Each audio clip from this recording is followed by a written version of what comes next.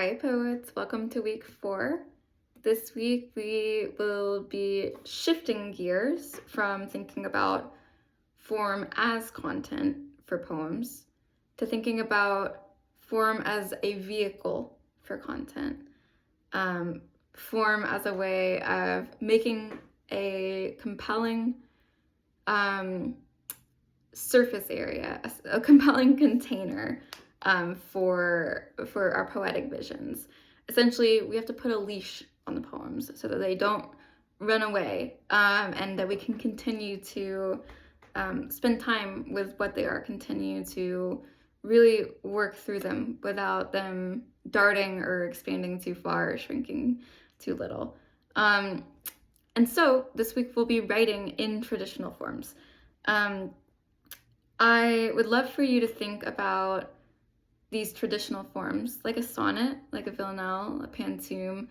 I would love for you to think of these forms as opportunities to engage in a poetic history while making something entirely new yourself.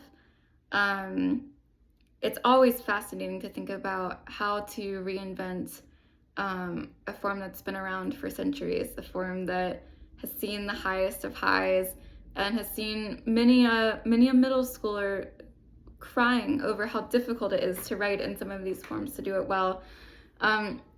Form in many ways is traditional form, is a way to automatically ground your reader in an understanding of how the poem will move, such that they are positioned in trust to engage with anything strange you do that might deviate from that form or might enrich that form.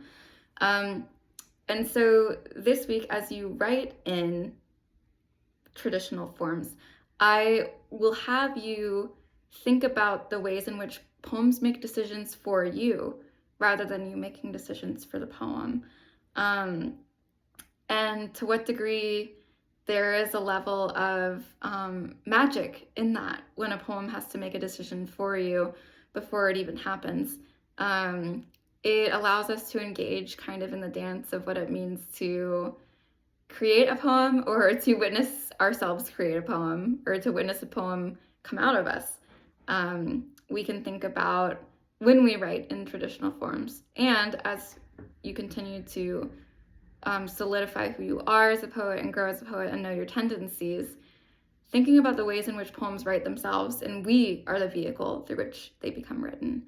And so this week, as you engage in these traditional forms, thinking about the ways in which each one varies, thinking about perhaps the sort of more psychological or musical components of what it means to write in an Italian sonnet versus an English sonnet, or what it means to write in a sestina versus a villanelle.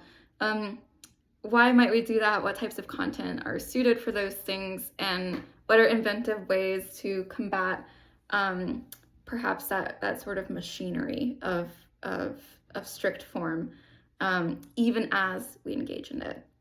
I have a little treat for you guys this week, which is I would love to read to you one of my favorite formal poems by the poet Elizabeth Bishop, and it's a poem about witness in my mind. And so I'm going to read it out loud for you. It's available every single place online. It's a very famous poem, but it's called One Art. One art. The art of losing isn't hard to master. So many things seem filled with the intent to be lost that their loss is no disaster.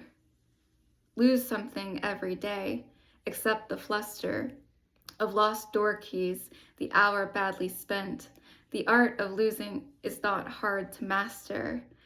Then practice losing farther, losing faster, places and names, and where it was you meant to travel. None of these will bring disaster. I lost my mother's watch, and look, my last, or next to last, of 3 loved houses went. The art of losing isn't hard to master. I lost 2 cities, lovely ones, and vaster, some realms I owned, 2 rivers, a continent. I missed them, but it wasn't a disaster. Even losing you, the joking voice a gesture, I love, I shan't have lied. It's evident, the art of losing's not too hard to master, though it may look like, write it, like disaster. I'll leave you with that. I am super excited to see how switching from free verse to traditional form will strengthen your approach to these forms that we've been reading, since we were little, probably. Again, if you have any questions or need anything from me, shoot me an email. I'm always here for you.